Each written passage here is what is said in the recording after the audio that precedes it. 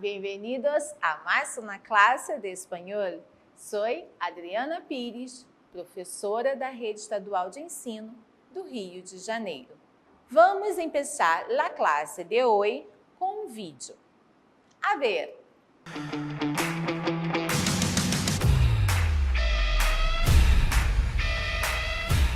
Motor, mais em português. Eu falo português. Não. Eu falo português. Yo que sé, empieza tú, voy a pensar alguna.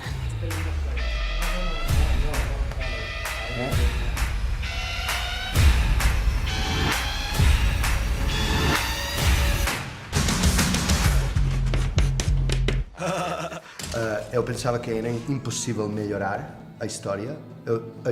Te juro que pensava, seguramente será muito pior, mas depois de ver os 3 primeiros episódios e ler o resto, é incrível, uma magnitude indescritível e é melhor, as pessoas gostarão mais. Hay que rescatar a Río. Hay que convocar a la banda. A mí lo que más me sorprendió de la primera temporada fue cuando me pasaron el guión y vi los nombres de los personajes. Y de esta tercera temporada, lo que más me ha sorprendido ha sido como el despilfarre. Como hacer las cosas así como a lo grande, ¿sabes? ¿Cómo vamos a rescatar a Río? Haciendo mucho ruido. Hombre, yo creo que aquí hay algo que está por encima ya de lo que de la trama y del guión, que es como la banda, ¿no? Y como poder actuar entre nosotros, ¿no? Yo, o sea, estoy un poco sentimental hoy, ¿vale? Sí. Pero sí, como haber creado esta familia para la ficción, también se ha creado una especie de familia Real. fuera y... Incluso con nuestros roles también, ¿eh? Fuera de También. tenemos cada uno nuestros roles. Sí, se ha generado como una especie de comunidad. Que no difiere mucho de los roles. Y hay algo muy bonito tanto de la primera y segunda parte como esta tercera, que es como que siempre hay sorpresas, que nosotros mismos vamos casi sorprendiéndonos cada vez que recibimos un guión en plan de pero ahora qué va a pasar con esto, qué va a pasar con esta trama o con este personaje, que es como, bueno, no parar de sorprenderte. Hombre, a mí a nivel personal son los monos rojos, la primera, segunda, tercera. Y no nos vamos a esconder. ¡Posiciones! Porque claro, era una familia que ya funcionaba muy bien, habían vivido cosas muy intensas en el rodaje, después del rodaje, con la repercusión que tuvo a nivel mundial. Entonces uno entra con mucho respeto, ¿no? A mí también, desde el primer día, ¿eh?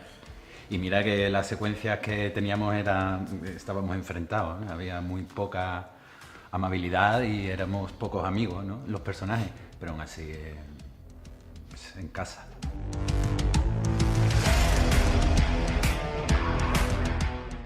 Eu pensava, foda-se, se voltam para lá, eu quedarei fora seguro, como outros companheiros quedaram fora também. Mas eles pensaram que era preciso um personagem de tragicômico como o meu. Disseram que queriam que voltara, eu encantado, mas eu achava que seria um personagem muito mais fechado, mais 2 episódios, mais 3, mas vou ter toda a temporada inteira. Um regalo da vida, A melhor coisa profissional que eu vivi ainda é que eu acho que vivirei. Eso es liar la partísima, ¿no?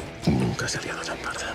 El rodaje de La Casa de Papel es un rodaje muy cañero. Muy difícil. Muy difícil. Muy duro, Muy duro. Es muy técnico, pero muy animal a la vez. pero muy emocional al mismo tiempo. Bueno, ha sido eso, una etapa como muy de viajar fuera y tal, que no todos hemos viajado a todos los sitios, pero ha habido... Y luego aquí, la locura está siendo aquí. Aquí, donde estás tú ahora. Aquí donde estás tú, De hecho, aquí han pasado grandes cosas ahí. Sí. justo. De verdad. De verdad. luego ahí. De verdad.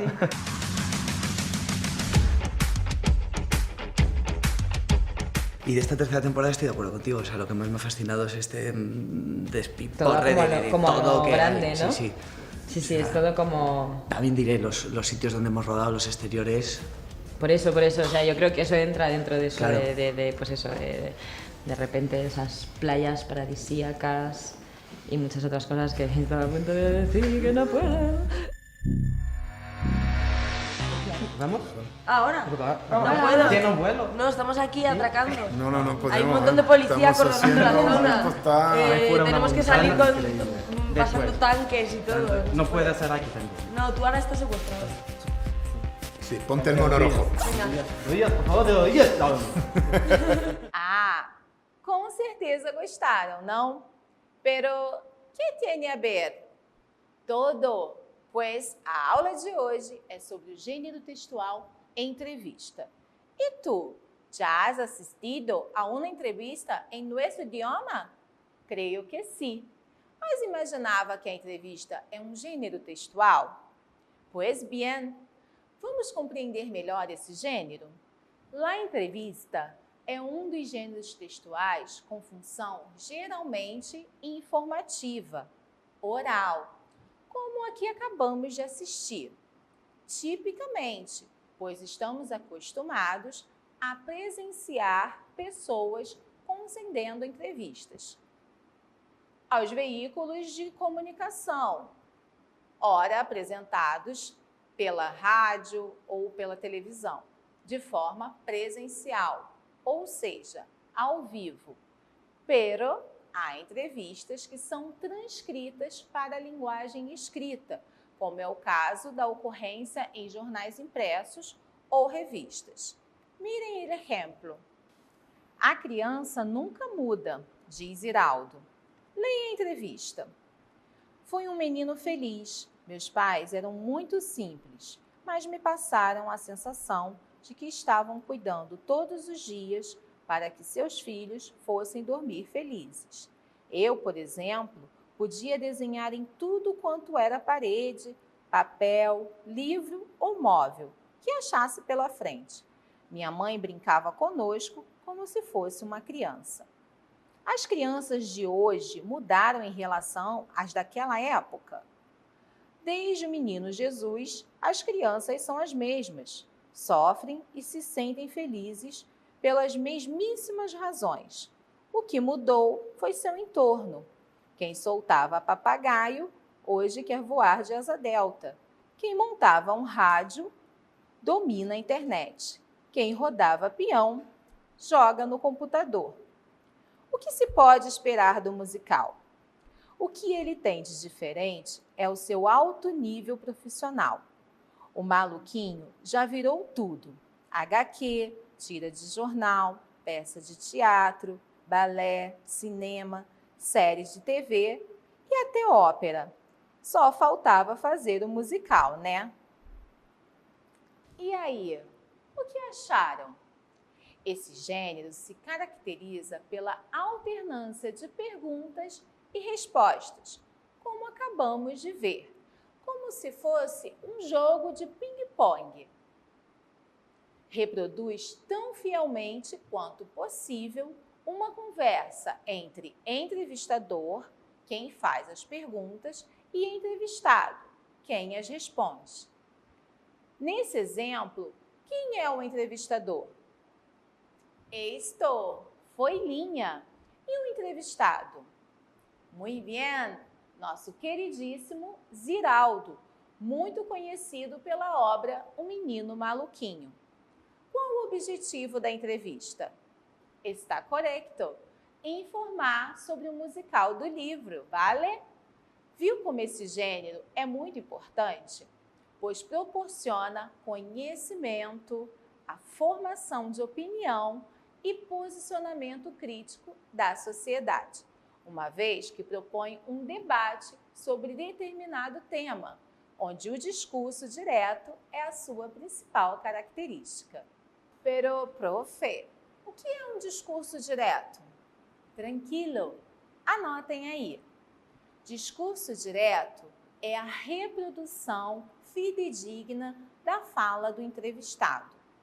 As falas são transcritas de forma a apresentar as emoções e expressão de quem responde. Alguns sinais de pontuações, exclamação, aspas, reticências, podem ser inseridos para marcar a oralidade e ação dos participantes. Quer dizer que as palavras mencionadas pelo entrevistado e o entrevistador são transcritas na íntegra e pode haver muitas marcas de oralidade, bem como observações, geralmente entre parênteses, que descrevem as ações de ambos. Por exemplo, escrever risos. Podemos notar um tipo de formalismo nas entrevistas. Apresenta a linguagem formal ou menos formal, de acordo com o veículo de comunicação em que será divulgada, com o público a que se destina, com o entrevistado e com o assunto. Então, estão compreendendo? Te quedes tranquilo. Você tem também um excelente material de orientações. Para entender melhor, vamos à imagem. Elementos constitutivos. Manchete ou título. Como o objetivo é despertar o interesse no público espectador, essa costuma vir acompanhada de uma frase de efeito, proferida de modo marcante por parte do entrevistador. Apresentação. Nesse momento, faz-se referência ao entrevistado, divulgando sua autoridade em relação ao posicionamento social ou relevância no assunto em questão, como, por exemplo, experiência profissional e conhecimentos relativos à situação em voga, como também os pontos principais relativos à entrevista.